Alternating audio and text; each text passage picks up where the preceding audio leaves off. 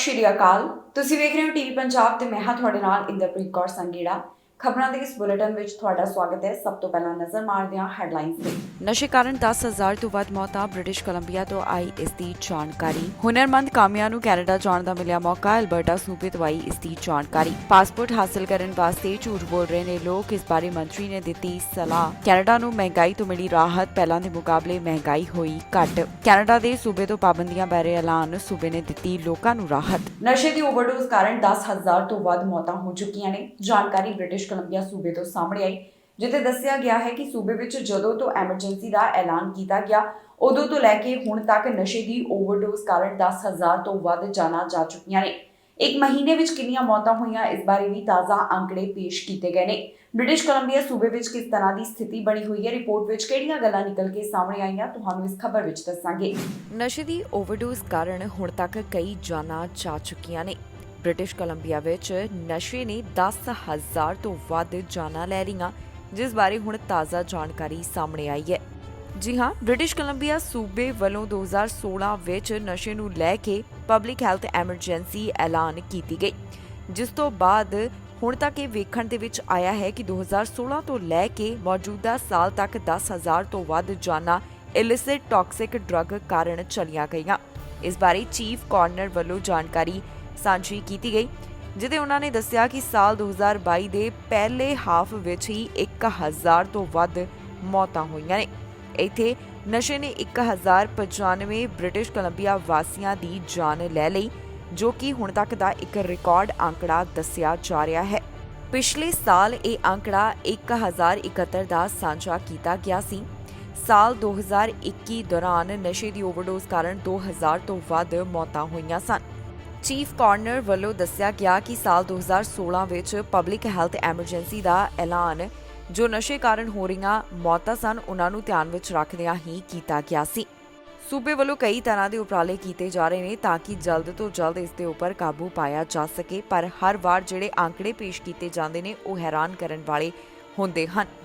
ਜੂਨ ਮਹੀਨੇ ਵਿੱਚ ਨਸ਼ੇ ਦੀ ਓਵਰਡੋਜ਼ ਨੇ 146 ਲੋਕਾਂ ਦੀ ਜਾਨ ਲੈ ਲਈ। ਇਹ ਮੌਤਾਂ ਬ੍ਰਿਟਿਸ਼ ਕੋਲੰਬੀਆ ਸੂਬੇ ਵਿੱਚ ਓਵਰਡੋਜ਼ ਕਾਰਨ ਹੋਈਆਂ, ਜਿਸ ਦੀ ਜਾਣਕਾਰੀ ਇੱਕ ਤਾਜ਼ਾ ਰਿਪੋਰਟ ਵਿੱਚ ਸਾਂਝੀ ਕੀਤੀ ਗਈ ਹੈ। ਜਿਹੜੀਆਂ ਮੌਤਾਂ ਹੋਈਆਂ ਉਸ ਪਿੱਛੇ 83% ਅੰਦਰ ਫੈਂਟਨਲ ਨੂੰ ਕਾਰਨ ਮੰਨਿਆ ਜਾ ਰਿਹਾ ਹੈ। ਰਿਪੋਰਟ ਦੇ ਵਿੱਚ ਜਾਣਕਾਰੀ ਦਿੱਤੀ ਗਈ ਹੈ ਕਿ ਸਾਲ 2021 ਦੌਰਾਨ 29 ਲੋਕ ਜਿਨ੍ਹਾਂ ਦੀ ਮੌਤ ਹੋਈ ਉਹ ਸਨ ਜਿਨ੍ਹਾਂ ਦੀ ਉਮਰ 18 ਸਾਲ ਤੇ ਇਸ ਤੋਂ ਵੱਧ ਸੀ, ਜਦਕਿ 2016 ਦੌਰਾਨ ਇਹ ਗਿਣਤੀ 12 ਦੀ ਦੱਸੀ ਜਾ ਰਹੀ ਸੀ। ਪਹਿਲਾਂ ਦੇ ਮੁਕਾਬਲੇ ਇਸ ਵਿੱਚ ਵਾਧਾ ਹੋਇਆ, ਜਿਸ ਨੂੰ ਲੈ ਕੇ ਸੂਬੇ ਵੱਲੋਂ ਚਿੰਤਾ ਦਾ ਪ੍ਰਗਟਾਵਾ ਕੀਤਾ ਜਾ ਰਿਹਾ ਹੈ। One teen came up to me after a recent talk at a local high school, and he thanked me for saying that drug users aren't bad people.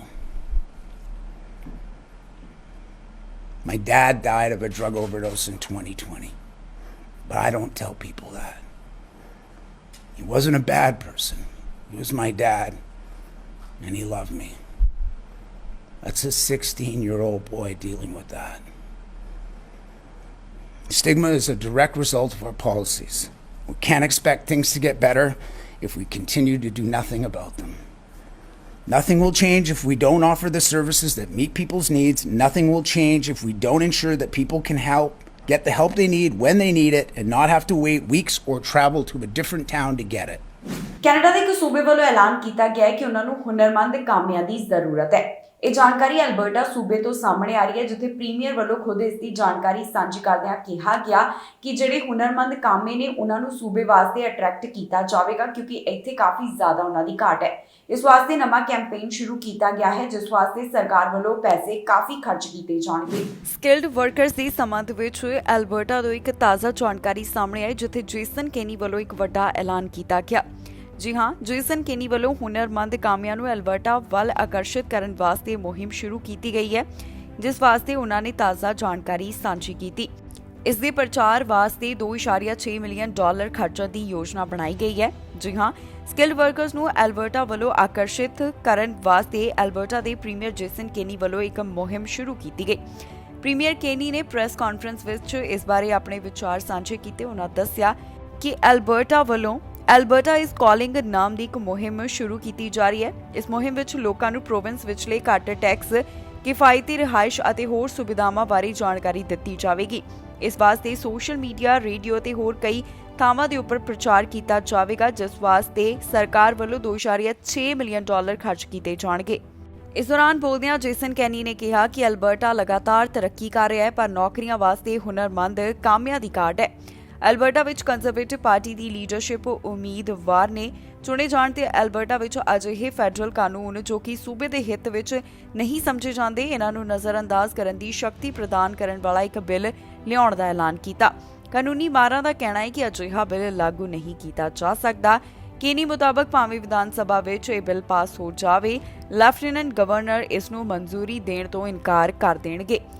Smith ਨੇ ਲੀਡਰਸ਼ਿਪ ਦੌੜ ਵਿੱਚ ਕੇਨੀ ਤੇ ਦਖਲ ਅੰਦਾਜ਼ੀ ਦੇ ਦੋਸ਼ ਲਗਾਏ, ਪਰ ਪ੍ਰੀਮੀਅਰ ਕੇਨੀ ਮੁਤਾਬਕ ਉਹ ਇੱਕ ਮਹੱਤਵਪੂਰਨ ਜਨਤਕ ਨੀਤੀ ਮੁੱਦੇ ਤੇ ਆਪਣੀ ਸਥਿਤੀ ਨੂੰ ਦੁਹਰਾ ਰਹੇ ਹਨ। ਇਸ ਤੋਂ ਇਲਾਵਾ ਪ੍ਰੀਮੀਅਰ ਨੇ ਕਿਹਾ ਕਿ ਇੱਥੇ ਅਸੀਂ ਕੈਨੇਡੀਅਨਸ ਨੂੰ ਐਲਬਰਟਾ ਵਿੱਚ ਲਿਆਉਣ ਵਾਸਤੇ ਇੱਕ ਮੁਹਿੰਮ ਸ਼ੁਰੂ ਕਰ ਰਹੇ ਹਾਂ। ਅਜਿਹਾ ਕੋਈ ਵੀ ਵੱਖਵਾਦੀ ਪ੍ਰੋਜੈਕਟ ਬਹੁਤ ਲੋਕਾਂ ਨੂੰ ਮੁਹਿੰਮ ਚੋਂ ਬਾਹਰ ਕਰ ਦੇਵੇਗਾ।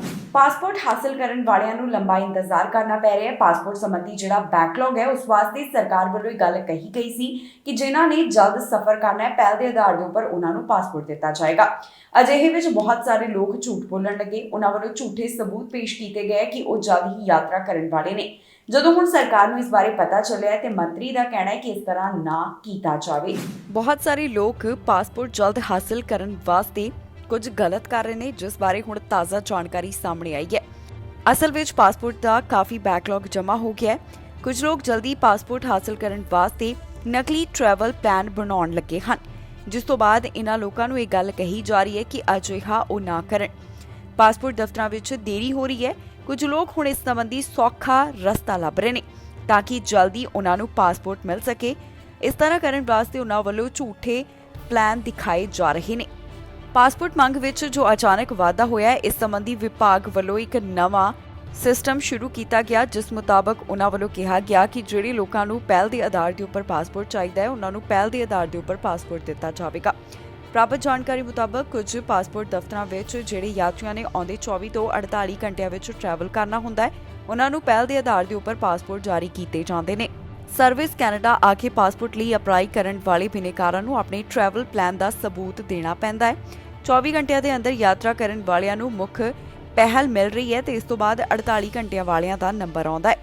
ਇਹ ਜਿਹੜਾ ਨਵਾਂ ਸਿਸਟਮ ਲਿਆਂਦਾ ਗਿਆ, Montreal, Quebec City, Gatineau, Calgary, Edmonton, Vancouver, Surrey, Richmond ਅਤੇ GTA ਵਿੱਚ ਲਾਗੂ ਹੈ। ਅੰਕੜਿਆਂ ਮੁਤਾਬਕ ਇਸ ਸਾਲ ਹੁਣ ਤੱਕ 10,92,560 ਪਾਸਪੋਰਟ ਅਰਜ਼ੀਆਂ ਦਰਜ ਕੀਤੀਆਂ ਗਈਆਂ, ਜਿਨ੍ਹਾਂ ਵਿੱਚੋਂ 5,50,000 ਤੋਂ ਵੱਧ ਅਰਜ਼ੀਆਂ ਅਪ੍ਰੈਲ ਤੋਂ ਬਾਅਦ ਆਈਆਂ। ਬਿਨੇਕਾਰਾਂ ਦਾ ਕਹਿਣਾ ਹੈ ਕਿ ਉਹ ਅਜਿਹੇ ਦਫ਼ਤਰਾਂ ਵੱਲ ਜਾ ਰਹੇ ਹਨ ਜਿੱਥੇ ਭੀੜ ਘੱਟ ਹੋਵੇ ਅਤੇ ਜਾਂ ਫਿਰ ਲੋਕ ਆਪਣੇ ਨਕਲੀ ਟਰੈਵਲ ਪਲਾਨਸ ਦਿਖਾ ਰਹੇ ਹਨ। ਮੌਜੂਦਾ ਜਿਸ ਤਰ੍ਹਾਂ ਦੀ ਸਥਿਤੀ ਬਣੀ ਹੋਈ ਹੈ, ਉਸ ਤੋਂ ਬਾਅਦ ਪਾਸਪੋਰਟ ਸੇਵਾਵਾਂ ਸੰਬੰਧੀ ਮਿਨਿਸਟਰ ਵੱਲੋਂ ਆਪਣੇ ਵਿਚਾਰ ਸਾਂਝੇ ਕੀਤੇ ਗਏ। ਉਨ੍ਹਾਂ ਕਿਹਾ ਕਿ ਕੈਨੇਡੀਅਨਸ ਨੂੰ ਸਮੇਂ ਸਿਰ ਆਪਣੇ ਪਾਸਪੋਰਟ ਮਿਲ ਰਹੇ ਹਨ ਤੇ ਪਾਸਪੋਰਟ ਕੈਨੇਡਾ ਦੁਆਰਾ 48 ਘੰਟੇ ਅੰਦਰ ਪਾਸਪੋਰਟ ਲੈਣ ਲਈ ਯੋਗ ਹੋਣ ਲਈ ਜਾਅਲੀ ਯਾਤਰਾ ਕਰਨ ਦੀ ਲੋੜ ਨਹੀਂ ਹੈ। ਉਨ੍ਹਾਂ ਕਿਹਾ ਕਿ ਇਸ ਲਈ ਇੱਕ ਅਜਿਹੀ ਫਲਾਈਟ ਜਿਸ ਤੇ ਜਾਣ ਦੀ ਯੋਜਨਾ ਨਹੀਂ ਹੈ ਨੂੰ ਬੁੱਕ ਕਰਨ ਦੀ ਵੀ ਉਨ੍ਹਾਂ ਨੂੰ ਜ਼ਰੂਰਤ ਨਹੀਂ ਹੈ। ਕੈਨੇਡਾ ਵਿੱਚ ਮਹਿੰਗਾਈ ਲਗਾਤਾਰ ਵਧ ਰਹੀ ਸੀ, ਪਰ ਹੁਣ ਇਹ ਗ੍ਰਾਫ ਹੇਠਾਂ ਆਉਂਦਾ ਹੋਇਆ ਦਿਖਾਈ ਦੇ ਰਿਹਾ ਹੈ। ਤਾਜ਼ਾ ਅੰਕੜੇ ਦੱਸਦੇ ਨੇ ਕਿ ਕੈਨੇਡਾ ਵਿੱਚ ਪਹਿਲਾਂ ਦੇ ਮੁਕਾਬਲੇ ਮਹਿੰਗਾਈ ਘੱਟ ਹੋ ਗਈ ਹੈ। ਮਹਿੰਗਾਈ ਸੰਬੰਧੀ ਕੈਨੇਡਾ ਵਾਸੀਆਂ ਨੂੰ ਰਾਹਤ ਮਿਲਦੀ ਹੋਈ ਦਿਖਾਈ ਦੇ ਰਹੀ ਹੈ। ਤਾਜ਼ਾ ਅੰਕੜੇ ਇੱਕ ਮਹੀਨੇ ਬਾਰੇ ਸਟੈਟਿਸਟਿਕਸ ਕੈਨੇਡਾ ਵੱਲੋਂ ਪੇਸ਼ ਕੀਤੇ ਗਏ। ਲਗਾਤਾਰ ਵਧ ਰਹੀ ਮਹਿੰਗਾਈ ਦੇ ਸੰਬੰਧ ਵਿੱਚ ਰਾਹਤ ਦੀ ਖਬਰ ਸਾਹਮਣੇ ਆਈ ਹੈ। ਤਾਜ਼ਾ ਅੰਕੜੇ ਪੇਸ਼ ਕੀਤੇ ਗਏ, ਜਿਨ੍ਹਾਂ ਤੋਂ ਪਤਾ ਚੱਲਿਆ ਹੈ ਕਿ ਕੈਨੇਡਾ ਵਿੱਚ ਮਹਿੰਗਾਈ ਦਰ ਪਹਿਲਾਂ ਦੇ ਮੁਕਾਬਲੇ ਘੱਟ ਹੋਈ ਹੈ। ਜੁਲਾਈ ਮਹੀਨੇ ਬਾਰੇ ਕੁਝ ਅੰਕੜੇ ਪੇਸ਼ ਕੀਤੇ ਗਏ, ਜਿਸ ਵਿੱਚ ਪਤਾ ਚੱਲਿਆ ਕਿ ਜੁਲਾਈ ਮਹੀਨੇ ਮਹਿੰਗਾਈ ਦਰ 7.6% ਦਰਜ ਕੀਤੀ ਗਈ। ਦੱਸ ਦਈਏ ਕਿ ਸਟੈਟਿਸਟਿਕਸ ਕੈਨੇਡਾ ਵੱਲੋਂ ਇੱਕ ਨਵੀਂ ਰਿਪੋਰਟ ਪੇਸ਼ ਕੀਤੀ ਗਈ। ਇਸ ਰਿਪੋਰਟ ਦੇ ਮੁਤਾਬਕ ਕੈਨੇਡਾ ਦੀ ਮਹਿੰਗਾਈ ਦਰ ਜੁਲਾਈ ਵਿੱਚ ਘਟ ਕੇ 7.6% ਤੱਕ ਆ ਗਈ। ਬੀਤੇ 12 ਮਹੀਨਿਆਂ ਵਿੱਚ ਪਹਿਲੀ ਵਾਰ ਅਜਿਹਾ ਹੋਇਆ ਜਿੱਥੇ ਮਹਿੰਗਾਈ ਘੱਟ ਦਰਜ ਕੀਤੀ ਗਈ ਹੋਵੇ। ਇਸ ਤੋਂ ਪਹਿਲਾਂ ਜੂਨ ਮਹੀਨੇ ਦੌਰਾਨ ਕੈਨੇਡਾ ਦੀ ਸਾਲਾਨਾ ਮਹਿੰਗਾਈ ਦਰ 8.1% ਦੇ ਉੱਪਰ ਦਰਜ ਕੀਤੀ ਗਈ। ਤਾਜ਼ਾ ਅੰਕੜਿਆਂ ਮੁਤਾਬਕ ਜੁਲਾਈ ਮਹੀਨੇ ਦੌਰਾਨ ਗੈਸ ਦੀਆਂ ਕੀਮਤਾਂ ਘਟੀਆਂ ਅਤੇ ਗ੍ਰਾਹਕਾਂ ਨੇ ਜੁਲਾਈ ਵਿੱਚ ਗੈਸ ਲਈ ਜੂਨ ਦੇ ਮੁਕਾਬਲੇ 9.2% ਭੁਗਤਾਨ ਘੱਟ ਕੀਤਾ। ਇਸ ਤੋਂ ਪਹਿਲਾਂ ਕੈਨੇਡਾ ਵਿੱਚ ਮਹਿੰਗਾਈ ਦਰ ਲਗਾਤਾਰ ਵਧ ਰਹੀ ਸੀ। ਅਪ੍ਰੈਲ ਵਿੱਚ ਕੈਨੇਡਾ ਦੀ ਮਹਿੰਗਾਈ ਦਰ 6.8% ਦੇ ਰਿਕਾਰਡ ਪੱਧਰ ਤੇ ਪਹੁੰਚੀ। ਜੋ ਕਿ ਮਈ ਮਹੀਨੇ ਦੌਰਾਨ ਵੱਧ ਕੇ 7.7% ਦਰਜ ਕੀਤੀ ਗਈ। ਪਿਛਲੇ ਕਰੀਬ 40 ਸਾਲਾਂ ਵਿੱਚ ਇਹ ਸਭ ਤੋਂ ਵੱਡਾ ਅੰਕੜਾ ਦਰਜ ਕੀਤਾ ਗਿਆ ਸੀ। ਓਨਟਾਰੀਓ ਵਿੱਚ ਸਰਕਾਰ ਵੱਲੋਂ ਜੁਲਾਈ ਅੰਦਰ ਗੈਸ ਤੇ ਟੈਕਸ ਕਟੌਤੀ ਲਾਗੂ ਕੀਤੇ ਜਾਣ ਤੋਂ ਬਾਅਦ ਗੈਸ ਦੀਆਂ ਕੀਮਤਾਂ ਵਿੱਚ 12.2% ਦੀ ਗਿਰਾਵਟ ਦਰਜ ਕੀਤੀ ਗਈ, ਜੋ ਕਿ ਕਿਸੇ ਵੀ ਸੂਬੇ ਵਿੱਚ ਸਭ ਤੋਂ ਵੱਡੀ ਗਿਰਾਵਟ ਸੀ। ਖਾਣ ਪੀਣ ਦੀਆਂ ਚੀਜ਼ਾਂ ਦੀਆਂ ਕੀਮਤਾਂ ਉੱਪਰ ਹਨ। ਗਰੋਸਰੀ ਬਿਲਜ਼ 9.9% ਵੱਧ ਹੋਏ ਹਨ। ਅਰਥ ਸ਼ਾਸਤਰੀਆਂ ਵੱਲੋਂ ਕੁਝ ਮਹੀਨੇ ਪਹਿਲਾਂ ਮਹਿੰਗਾਈ ਦਰ ਦੇ 8% ਦਾ ਅੰਕੜਾ ਟੱਪਣ ਦੇ ਬਾਰੇ ਆਪਣੇ ਵਿਚਾਰ ਸਾਂਝੇ ਕੀਤੇ ਗਏ ਸਨ। ਮਹਿੰਗਾਈ ਕਾਬੂ ਕਰਨ ਲਈ ਬੈਂਕ ਵੱਲੋਂ ਵੀ ਕਈ ਕਦਮ ਚੁੱਕੇ ਗਏ। ਬੈਂਕ ਵੱਲੋਂ ਮਾਰਚ ਮਹੀਨੇ ਦੌਰਾਨ ਵਿਆਜ ਦਰਾਂ ਵਿੱਚ ਵਾਧਾ ਕੀਤਾ ਗਿਆ। ਹੁਣ ਤੱਕ ਇਹ ਵਾਧਾ 4 ਵਾਰ ਕੀਤਾ ਜਾ ਚੁੱਕਿਆ ਹੈ। ਇਸ ਦਾ ਅਸਰ ਕੈਨੇਡਾ ਦੀ ਹਾਊਸਿੰਗ ਮਾਰਕੀਟ ਦੇ ਉੱਪਰ ਵੀ ਦੇਖਣ ਨੂੰ ਮਿਲ ਰਿਹਾ ਹੈ। ਘਰਾਂ ਦੀ ਸੇਲ ਕਾਫੀ ਘੱਟ ਹੋ ਰਹੀ ਹੈ ਤੇ ਇਸ ਦੇ ਨਾਲ ਹੀ ਘਰਾਂ ਦੀਆਂ ਕੀਮਤਾਂ ਵਿੱਚ ਵੀ ਗਿਰਾਵਟ ਦਰਜ ਕੀਤੀ ਜਾ ਰਹੀ ਹੈ। ਪਿਛਲੇ ਦਿਨੀ ਇਸ ਸੰਬੰਧੀ ਵੀ ਅੰਕੜੇ ਪੇਸ਼ ਕੀਤੇ ਗਏ। ਕੈਨੇਡੀਅਨ ਰੀਅਲ ਐਸਟੇਟ ਐਸੋਸੀਏਸ਼ਨ ਮੁਤਾਬਕ ਜੂਨ ਮਹੀਨੇ ਦੀ ਤੁਲਨਾ ਵਿੱਚ ਜੁਲਾਈ ਦੌਰਾਨ ਘਰਾਂ ਦੀ ਸੇਲ 5.3% ਘੱਟ ਦਰਜ ਕੀਤੀ ਗਈ ਹੈ। ਕੈਨੇਡਾ ਵਿੱਚ ਇਸ ਸਮੇਂ ਕੋਰੋਨਾ ਵਾਇਰਸ ਦੀ ਜਿਹੜੀ ਸਥਿਤੀ ਬਣੀ ਹੋਈ ਹੈ ਉਸ ਨੂੰ ਦੇਖ ਕੇ ਗੱਲ ਕਹੀ ਜਾ ਰਹੀ ਸੀ ਕਿ ਹੋ ਸਕਦਾ ਹੈ ਕਿ ਆਉਣ ਵਾਲੇ ਦਿਨਾਂ ਵਿੱਚ ਕੋਈ ਪਾਬੰਦੀਆਂ ਲਗਾ ਦਿੱਤੀਆਂ ਜਾਣ, ਪਰ ਕਿਊਬੈਕ ਸੂਬੇ ਵੱਲੋਂ ਤਾਂ ਸਪਸ਼ਟ ਕਰ ਦਿੱਤਾ ਗਿਆ, ਜਿੱਥੇ ਪ੍ਰੀਮੀਅਰ ਨੇ ਜਾਣਕਾਰੀ ਸਾਂਝੀ ਕਰਦਿਆਂ ਦੱਸਿਆ ਕਿ ਨਵੀਆਂ ਪਾਬੰਦੀਆਂ ਨਹੀਂ ਲਗਾਈਆਂ ਜਾਣਗੀਆਂ ਕਿਉਂਕਿ ਉਹਨਾਂ ਵੱਲੋਂ ਵੈਕਸੀਨੇਸ਼ਨ ਬੂਸਟਰ ਡੋਜ਼ ਨੂੰ ਲੈ ਕੇ ਜ਼ੋਰ ਦਿੱਤਾ ਜਾ ਰਿਹਾ ਹੈ। ਕੈਨੇਡਾ ਦੇ ਵਿੱਚ ਇੱਕ ਵਾਰ ਫਿਰ ਤੋਂ ਪਾਬੰਦੀਆਂ ਲਗਾਉਣ ਸੰਬੰਧੀ ਕਈ ਥਾਵਾਂ ਤੇ ਚਰਚਾ ਹੁੰਦੀ ਦਿਖਾਈ ਦੇ ਰਹੀ ਹੈ। ਕਿਊਬੈਕ ਸੂਬੇ ਦੇ ਵਿੱਚ ਵੀ ਕੁਝ ਇਸ ਤਰ੍ਹਾਂ ਦੀ ਸਥਿਤੀ ਬਣੀ ਹੋਈ ਸੀ, ਜਿਸ ਤੋਂ ਬਾਅਦ ਇਹ ਗੱਲ ਕਹੀ ਜਾ ਰਹੀ ਸੀ ਕਿ ਸ਼ਾਇਦ ਇੱਥੇ ਮੁੜ ਤੋਂ ਪਾਬੰਦੀਆਂ ਲੱਗ ਸਕਦੀਆਂ ਨੇ, ਪਰ ਕਿਊਬੈਕ ਦੇ ਪ੍ਰੀਮੀਅਰ ਵੱਲੋਂ ਸਪਸ਼ਟ ਕਰ ਦਿੱਤਾ ਗਿਆ ਹੈ ਕਿ ਫਿਲਹਾਲ ਕੋਈ ਵੀ ਨਵੀਆਂ ਪਾਬੰਦੀਆਂ ਨਹੀਂ ਲਗਾਈਆਂ ਜਾਣਗੀਆਂ ਕਿਉਂਕਿ ਉਹਨਾਂ ਵੱਲੋਂ ਵੈਕਸੀਨੇਸ਼ਨ ਕੈਂਪੇਨ ਦੀ ਸ਼ੁਰੂਆਤ ਕਰ ਦਿੱਤੀ ਗਈ ਹੈ। ਕਿਊਬੈਕ ਸੂਬੇ ਤੋਂ ਹੁਣ ਤਾਜ਼ਾ ਜਾਣਕਾਰੀ ਸਾਹਮਣੇ ਆਈ, ਜਿੱਥੇ ਦੱਸਿਆ ਗਿਆ ਹੈ ਕਿ ਕੋਵਿਡ-19 ਵੈਕਸੀਨ ਬੂਸਟਰ ਕੈਂਪੇਨ ਸ਼ੁਰੂ ਕੀਤਾ ਗਿਆ ਹੈ, ਜਿਸ ਤੋਂ ਬਾਅਦ ਸਰਕਾਰ ਨੂੰ ਹੁਣ ਨਹੀਂ ਲੱਗਦਾ ਕਿ ਮੁੜ ਤੋਂ ਕੋਈ ਪਾਬੰਦੀਆਂ ਲਗਾਉਣ ਦੀ ਜ਼ਰੂਰਤ ਹੈ। ਇਹਨਾਂ तमाम ਗੱਲਾਂ ਦਾ ਜ਼ਿਕਰ ਕਿਊਬੈਕ ਦੇ ਪ੍ਰੀਮੀਅਰ ਵੱਲੋਂ ਕੀਤਾ ਗਿਆ ਹੈ। ਇਸ ਤੋਂ ਇਲਾਵਾ ਉਹਨਾਂ ਨਾਲ ਸਿਹਤ ਮੰਤਰੀ ਵੀ ਮੌਜੂਦ ਸਨ, ਜਿੱਥੇ ਇਹਨਾਂ ਵੱਲੋਂ ਮਿਲ ਕੇ ਆਪਣੇ ਵਿਚਾਰ ਸਾਂਝੇ ਕੀਤੇ ਗਏ। ਪ੍ਰੀਮੀਅਰ ਵੱਲੋਂ ਕੋਰੋਨਾ ਵਾਇਰਸ ਦੀ ਸਥਿਤੀ ਦੇ ਬਾਰੇ ਵੀ ਗੱਲ ਕੀਤੀ ਗਈ ਹੈ ਤੇ ਨਾਲ ਹੀ ਉਹਨਾਂ ਵੱਲੋਂ ਦੱਸਿਆ ਗਿਆ ਕਿ ਇਸ ਸਮੇਂ ਸੂਬੇ ਵਿੱਚ ਉਹਨਾਂ ਵੱਲੋਂ ਕਿਹੜੇ ਉਪਰਾਲੇ ਕੀਤੇ ਜਾ ਰਹੇ ਨੇ। ਪ੍ਰੀਮੀਅਰ ਦਾ ਕਹਿਣਾ ਹੈ ਕਿ ਹੁਣ ਜ਼ਿਆਦਾ ਤੋਂ ਜ਼ਿਆਦਾਤਰ ਲੋਕਾਂ ਨੂੰ ਕਿਹਾ ਜਾ ਰਿਹਾ ਹੈ ਕਿ ਉਹ ਬੂਸਟਰ ਡੋਜ਼ ਹਾਸਲ ਕਰਵਾ ਲੈਣ। ਕਿਹਨਾਂ ਵਾਸਤੇ ਅਪਾਇੰਟਮੈਂਟ ਖੁੱਲੀਆਂ ਹੋਈਆਂ ਨੇ, ਇਸ ਦਾ ਜ਼ਿਕਰ ਵੀ ਉਹਨਾਂ ਵੱਲੋਂ ਕੀਤਾ ਗਿਆ। ਅਗਲੇ ਹਫ਼ਤੇ ਤੋਂ 60 ਸਾਲ ਤੇ ਇਸ ਤੋਂ ਵੱਧ ਉਮਰ ਵਾਲੇ ਐਲੀਜੀਬਲ ਹੋਣਗੇ, ਜਿਹੜੇ ਕਿ ਅਪਾਇੰਟਮੈਂਟ ਬੁੱਕ ਕਰਵਾ ਸਕਦੇ ਹਨ। ਅਗਸਤ 29 ਤੋਂ 18 ਸਾਲ ਤੇ ਇਸ ਤੋਂ ਵੱਧ ਉਮਰ ਵਾਲੇ ਵੀ ਬੂਸਟਰ ਡੋਜ਼ ਲਗਵਾਉਣ ਵਾਸਤੇ ਅਪਾਇੰਟਮੈਂਟ ਬੁੱਕ ਕਰਵਾ ਸਕਣਗੇ। ਜਾਣਕਾਰੀ ਲਈ ਦੱਸ ਦਈਏ ਕਿ ਕਿਊਬੈਕ ਸੂਬੇ ਵਿੱਚ ਇਸ ਸਮੇਂ ਕੋਰੋਨਾ ਵਾਇਰਸ ਦੇ ਜਿਹੜੇ ਮਾਮਲੇ ਨੇ ਉਸ ਦੀ ਸਥਿਤੀ ਸਾਂਝੀ ਕਰਦਿਆਂ ਦੱਸਿਆ ਗਿਆ ਕਿ ਇੱਥੇ ਇੱਕ ਦਿਨ ਵਿੱਚ 1256 ਮਾਮਲਿਆਂ ਦੀ ਪੁਸ਼ਟੀ ਹੋਈ ਹੈ। 36 ਮੌਤਾਂ ਕੋਰੋਨਾ ਵਾਇਰਸ ਕਾਰਨ ਇੱਕ ਦਿਨ ਵਿੱਚ ਦਰਜ ਕੀਤੀਆਂ ਗਈਆਂ। ਹਸਪਤਾਲ ਵਿੱਚ 1964 ਮਰੀਜ਼ਾਂ ਦਾ ਅੰਕੜਾ ਹੈ, ਜਿਸ ਦੇ ਬਾਰੇ ਪ੍ਰੀਮੀਅਰ ਵੱਲੋਂ ਵੀ ਗੱਲਬਾਤ ਕੀਤੀ ਗਈ ਹੈ। ਦੱਸਣਯੋਗ ਹੈ ਕਿ ਕੈਨੇਡਾ ਦੇ ਵੱਖ-ਵੱਖ ਸੂਬਿਆਂ ਵੱਲੋਂ ਕੋਰੋਨਾ ਵਾਇਰਸ ਦੇ ਹਾਲਾਤਾਂ ਨੂੰ ਧਿਆਨ ਵਿੱਚ ਰੱਖਦਿਆਂ ਪਾਬੰਦੀਆਂ ਲਗਾਈਆਂ ਗਈਆਂ ਸਨ, ਪਰ ਹੁਣ ਕੋਰੋਨਾ ਵਾਇਰਸ ਦੇ ਹਾਲਾਤਾਂ ਨੂੰ ਅਤੇ ਵੈਕਸੀਨੇਸ਼ਨ ਦੀ ਜੋ ਕੈਂਪੇਨਿੰਗ ਹੈ ਉਸ ਨੂੰ ਧਿਆਨ ਵਿੱਚ ਰੱਖਦਿਆਂ ਨਾ ਪਾਬੰਦੀਆਂ ਤੋਂ ਆਮ ਲੋਕਾਂ ਨੂੰ ਰਾਹਤ ਦਿੱਤੀ ਗਈ। ਸਕੂਲ ਦੇ ਨੇੜੇ ਗੋਲੀਆਂ ਚੱਲਣ ਦਾ ਮਾਮਲਾ ਸਾਹਮਣੇ ਆਇਆ। ਇੱਥੇ ਰਾਤ ਵੇਲੇ ਗੋਲੀਆਂ ਚੱਲੀਆਂ ਨੇ, ਜਿਸ ਬਾਰੇ ਅਧਿਕਾਰੀਆਂ ਵੱਲੋਂ ਜਾਣਕਾਰੀ ਸਾਂਝੀ ਕੀਤੀ ਗਈ। ਕਿਸੇ ਨੂੰ ਗੋਲੀ ਤਾਂ ਨਹੀਂ ਲੱਗੀ, ਕਿਸੇ ਤਰੀਕੇ ਦਾ ਕੋਈ ਜਾਨੀ ਨੁਕਸਾਨ ਤਾਂ ਨਹੀਂ ਹੋਇਆ, ਪਰ ਪੁਲਿਸ ਇਸ ਮਾਮਲੇ ਦੇ ਸੰਬੰਧ ਵਿੱਚ ਜਾਂਚ ਪੜਤਾਲ ਕਰ ਰਹੀ ਹੈ। ਮਾਮਲਾ ਟੋਰਾਂਟੋ ਤੋਂ ਸਾਹਮਣੇ ਆਇਆ, ਜਿੱਥੇ ਸਕੂਲ ਨੇੜੇ ਗੋਲੀਆਂ ਚੱਲੀਆਂ ਨੇ। ਪੁਲਿਸ ਇਸ ਮਾਮਲੇ ਦੀ ਜਾਂਚ ਪੜਤਾਲ ਕਰ ਰਹੀ ਹੈ। ਇਸ ਘਟਨਾ ਬਾਰੇ ਜਾਣਕਾਰੀ ਸਾਂਝੀ ਕਰਦਿਆਂ ਦੱਸਿਆ ਗਿਆ ਕਿ ਇੱਥੇ ਐਲੀਮੈਂਟਰੀ ਸਕੂਲ ਦੇ ਨੇੜੇ ਰਾਤ ਵੇਲੇ ਕਈ ਗੋਲੀਆਂ ਚੱਲੀਆਂ ਨੇ। ਆਫੀਸਰਸ ਨੂੰ ਇਸ ਘਟਨਾ ਬਾਰੇ ਜਦੋਂ ਪਤਾ ਲੱਗਿਆ ਤਾਂ ਉਹ ਮੌਕੇ ਵਾਲੀ ਥਾਂ ਦੇ ਉੱਪਰ ਪਹੁੰਚੇ। ਜਦੋਂ ਇੱਥੇ ਘਟਨਾ ਵਾਲੀ ਥਾਂ ਦੇ ਉੱਪਰ ਉਹਨਾਂ ਵੱਲੋਂ ਪਹੁੰਚ ਕੀਤੀ ਗਈ ਤਾਂ ਉਹਨਾਂ ਦੀ ਨਜ਼ਰ ਦੇ ਵਿੱਚ ਆਇਆ ਕਿ ਇੱਥੇ ਕੁਝ ਗੋਲੀਆਂ ਦੇ ਖੋਲ ਪਏ ਹੋਏ ਸਨ। ਇਸ ਤੋਂ ਇਲਾਵਾ ਗੋਲੀਆਂ ਲੱਗਣ ਕਾਰਨ ਇੱਕ ਵਾਹਨ ਨੂੰ ਵੀ ਨੁਕਸਾਨ ਪਹੁੰਚਿਆ। ਨੇੜੇ ਜਿਹੜਾ ਐਲੀਮੈਂਟਰੀ ਸਕੂਲ ਸੀ ਉੱਥੇ ਵੀ ਕੁਝ ਗੋਲੀਆਂ ਲੱਗਣ ਦੇ ਬਾਰੇ ਜਾਣਕਾਰੀ ਸਾਂਝੀ ਕੀਤੀ ਗਈ ਹੈ। ਪੁਲਿਸ ਆਫੀਸਰਸ ਜਦੋਂ ਮੌਕੇ ਵਾਲੀ ਥਾਂ ਦੇ ਉੱਪਰ ਪਹੁੰਚੇ ਤਾਂ ਉਹਨਾਂ ਨੂੰ ਇੱਥੇ ਕੋਈ ਵੀ ਪੀੜਤ ਨਹੀਂ ਮਿਲਿਆ। ਪੁਲਿਸ ਮਾਮਲੇ ਦੇ ਸੰਬੰਧ ਵਿੱਚ ਜਾਂਚ ਪੜਤਾਲ ਕਰ ਰਹੀ ਹੈ। ਇਸ ਗੋਲੀਬਾਰੀ ਦੇ ਮਾਮਲੇ ਵਿੱਚ ਉਹਨਾਂ ਨੂੰ ਬਹੁਤੀ ਜਾਣਕਾਰੀ ਅਜੇ ਨਹੀਂ ਮਿਲ ਸਕੀ। ਪੁਲਿਸ ਦਾ ਕਹਿਣਾ ਹੈ ਕਿ ਉਹਨਾਂ ਵੱਲੋਂ ਮਾਮਲੇ ਸੰਬੰਧੀ ਇਨਵੈਸਟੀਗੇਸ਼ਨ ਕੀਤੀ ਜਾ ਰਹੀ ਹੈ, ਪਰ ਜੇਕਰ ਕਿਸੇ ਨੂੰ ਵੀ ਕੋਈ ਜਾਣਕਾਰੀ ਹੋਵੇ ਤਾਂ ਪੁਲਿਸ ਨਾਲ ਜ਼ਰੂਰ ਸੰਪਰਕ ਕਰ ਸਕਦਾ ਹੈ, ਜਿਸ ਵਾਸਤੇ ਪੁਲਿਸ ਵਿਭਾਗ ਵੱਲੋਂ ਨੰਬਰ ਜਾਰੀ ਕੀਤਾ ਗਿਆ। ਆਮ ਲੋਕ ਪੁਲਿਸ ਨਾਲ 4168082222 ਦੇ ਉੱਪਰ ਕਾਲ ਕਰਕੇ ਉਹਨਾਂ ਦੇ ਨਾਲ ਜਾਣਕਾਰੀ ਸਾਂਝੀ ਕਰ ਸਕਦੇ ਨੇ। ਰਾਤ ਵੇਲੇ ਗੋਲੀਆਂ ਚੱਲਣ ਦਾ ਮਾਮਲਾ ਸਾਹਮਣੇ ਆਇਆ, ਜਿਸ ਤੋਂ ਬਾਅਦ ਇੱਕ ਵਿਅਕਤੀ ਜ਼ਖਮੀ ਦੱਸਿਆ ਜਾ ਰਿਹਾ ਹੈ। ਪੀੜਤ ਦੀ ਪਹਿਚਾਣ ਜਨਤਕ ਨਹੀਂ ਕੀਤੀ ਗਈ ਤੇ ਨਾ ਹੀ ਸਸਪੈਕਟ ਬਾਰੇ ਬਹੁਤੀ ਡਿਟੇਲ ਸਾਂਝੀ ਕੀਤੀ ਗਈ ਹੈ। ਪੁਲਿਸ ਦਾ ਕਹਿਣਾ ਹੈ ਕਿ ਮਾਮਲੇ ਦੀ ਜਾਂਚ ਪੜਤਾਲ ਜਾਰੀ ਹੈ, ਜਿਸ ਤੋਂ ਬਾਅਦ ਬਾਕੀ ਦੀ ਜਾਣਕਾਰੀ ਉਹਨਾਂ ਵੱਲੋਂ ਸਾਂਝੀ ਕੀਤੀ ਜਾਵੇਗੀ। ਸਕਾਰਬਰੋ ਵਿੱਚ ਰਾਤ ਵੇਲੇ ਗੋਲੀਆਂ ਚੱਲੀਆਂ, ਜਿੱਥੇ ਇੱਕ ਵਿਅਕਤੀ ਗੰਭੀਰ ਰੂਪ ਵਿੱਚ ਜ਼ਖਮੀ ਹੋਇਆ ਹੈ।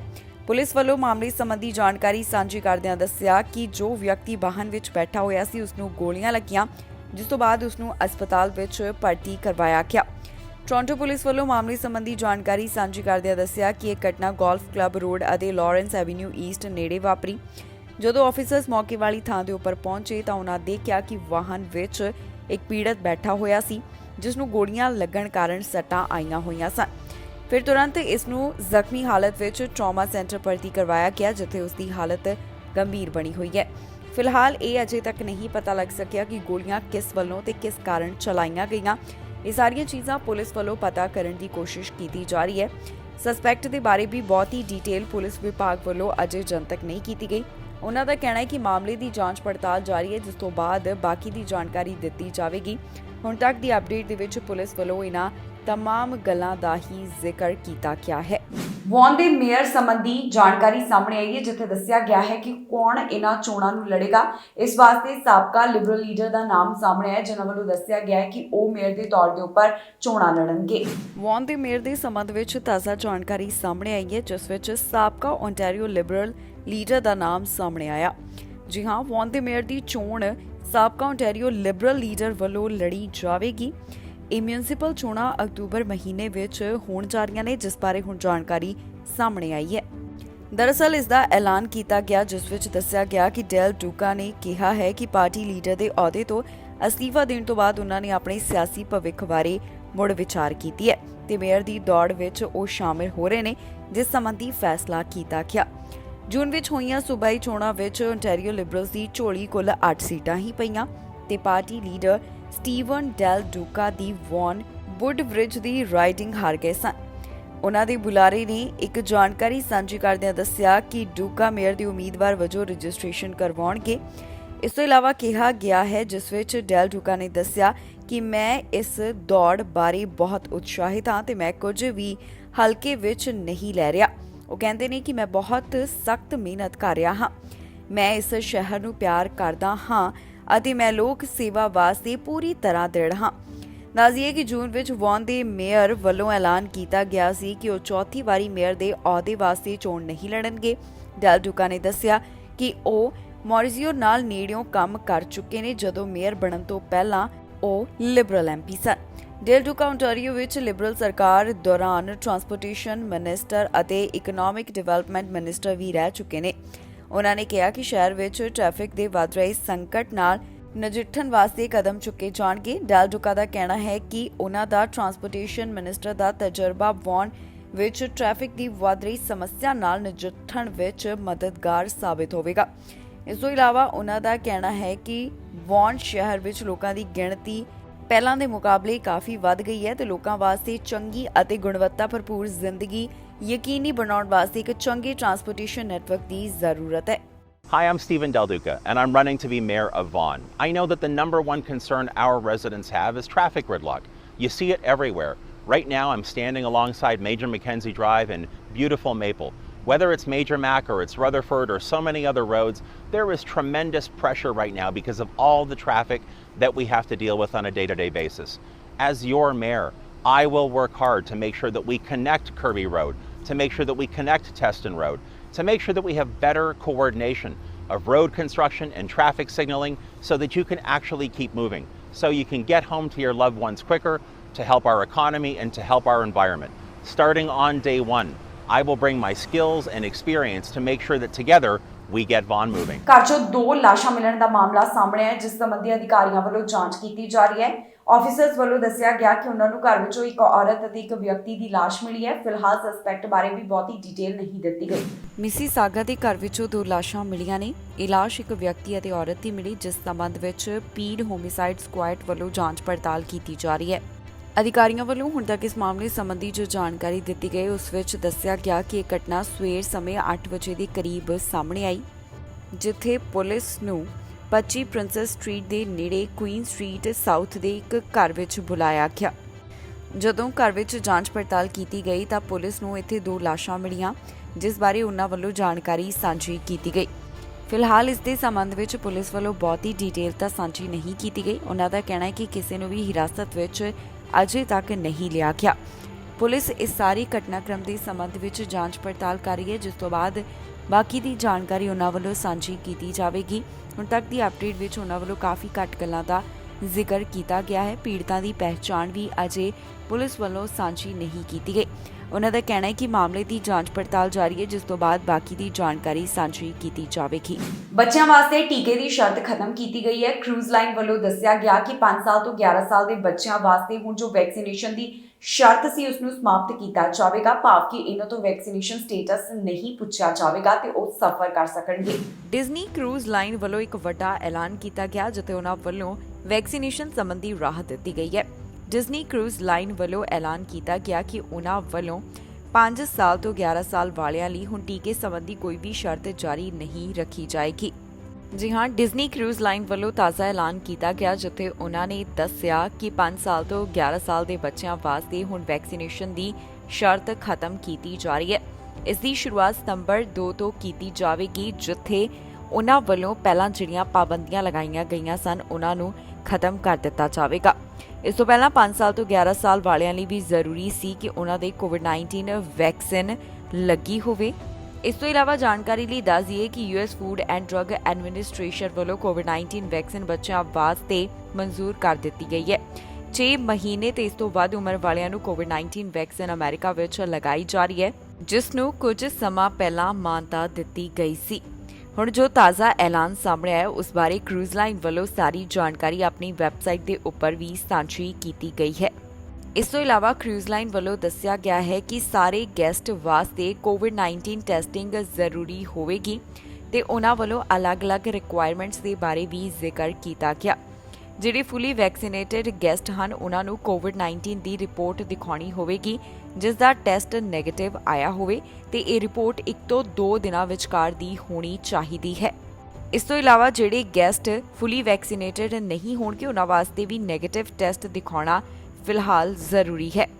ਇੱਥੇ ਇਹ ਦੱਸਣਯੋਗ ਹੈ ਕਿ ਕਰੂਜ਼ ਲਾਈਨ ਵੱਲੋਂ ਜੋ ਕਦਮ ਚੁੱਕਿਆ ਗਿਆ ਅਜਿਹਾ ਸਿਰਫ ਡਿਜ਼ਨੀ ਕਰੂਜ਼ ਲਾਈਨ ਵੱਲੋਂ ਨਹੀਂ ਬਲਕਿ ਬਾਕੀ ਕਰੂਜ਼ ਲਾਈਨਸ ਵੱਲੋਂ ਵੀ ਕੀਤਾ ਜਾ ਰਿਹਾ ਹੈ, ਜਿੱਥੇ ਵੈਕਸੀਨੇਸ਼ਨ ਸੰਬੰਧੀ ਉਹਨਾਂ ਵੱਲੋਂ ਰਾਹਤ ਦਿੱਤੀ ਜਾ ਰਹੀ ਹੈ। ਪਿਛਲੇ ਦਿਨੀ ਖਬਰ ਸਾਹਮਣੇ ਆਈ ਸੀ ਕਿ 5 ਸਤੰਬਰ ਤੋਂ ਕਾਫੀ ਸ਼ਰਤਾਂ ਜੋ ਕਰੂਜ਼ ਲਾਈਨਸ ਵੱਲੋਂ ਲਗਾਈਆਂ ਗਈਆਂ ਉਹਨਾਂ ਨੂੰ ਖਤਮ ਕੀਤਾ ਜਾਵੇਗਾ। ਭਾਵ ਕਿ ਜਿਹੜੀ ਵੈਕਸੀਨੇਸ਼ਨ ਦੇ ਆਧਾਰ ਦੇ ਉੱਪਰ ਯਾਤਰੀਆਂ ਨੂੰ ਸਫ਼ਰ ਕਰਨ ਦੀ ਇਜਾਜ਼ਤ ਦਿੱਤੀ ਜਾਂਦੀ ਸੀ, ਉਸ ਤੋਂ ਹੁਣ ਰਾਹਤ ਮਿਲ ਰਹੀ ਹੈ। ਇਸ ਦੇ ਨਾਲ ਹੀ ਜਾਂਦੇ ਇੱਕ ਵਾਰ ਫਿਰ ਤੋਂ ਨਜ਼ਰ ਮਾਰਦੇ ਹਾਂ ਹੈਡਲਾਈਨਸ ਤੇ। ਨਸ਼ੇ ਕਾਰਨ 10,000 ਤੋਂ ਵੱਧ ਮੌਤਾਂ, ਬ੍ਰਿਟਿਸ਼ ਕੋਲੰਬੀਆ ਤੋਂ ਆਈ ਇਸ ਦੀ ਜਾਣਕਾਰੀ। ਹੁਨਰਮੰਦ ਕਾਮਿਆਂ ਨੂੰ ਕੈਨੇਡਾ ਜਾਣ ਦਾ ਮਿਲਿਆ ਮੌਕਾ, ਅਲਬਰਟਾ ਸੂਬੇ ਤੋਂ ਆਈ ਇਸ ਦੀ ਜਾਣਕਾਰੀ। ਪਾਸਪੋਰਟ ਹਾਸਲ ਕਰਨ ਵਾਸਤੇ ਝੂਠ ਬੋਲ ਰਹੇ ਨੇ ਲੋਕ, ਇਸ ਬਾਰੇ ਮੰਤਰੀ ਨੇ ਦਿੱਤੀ ਸਲਾਹ। ਕੈਨੇਡਾ ਨੂੰ ਮਹਿੰਗਾਈ ਤੋਂ ਮਿਲੀ ਰਾਹਤ, ਪਹਿਲਾਂ ਦੇ ਮੁਕਾਬਲੇ ਮਹਿੰਗਾਈ ਹੋਈ ਘੱਟ। ਕੈਨੇਡਾ ਦੇ ਸੂਬੇ ਤੋਂ ਪਾਬੰਦੀਆਂ ਬਾਰੇ ਐਲਾਨ, ਸੂਬੇ ਨੇ ਦਿੱਤੀ ਲੋਕਾਂ ਨੂੰ ਰਾਹਤ। ਖਬਰਾਂ ਦੇ ਇਸ ਬੁਲੇਟਿਨ ਵਿੱਚ ਇੰਨਾ ਹੀ। ਫਿਲਹਾਲ ਮੈਨੂੰ ਇੰਦਰਪ੍ਰੀਤ ਕੌਰ ਸੰਘੇੜਾ ਨੂੰ ਦਿਓ ਇਜਾਜ਼ਤ ਤੇ ਤੁਸੀਂ ਵੇਖਦੇ ਰਹੋ ਟੀਵੀ ਪੰਜਾਬ।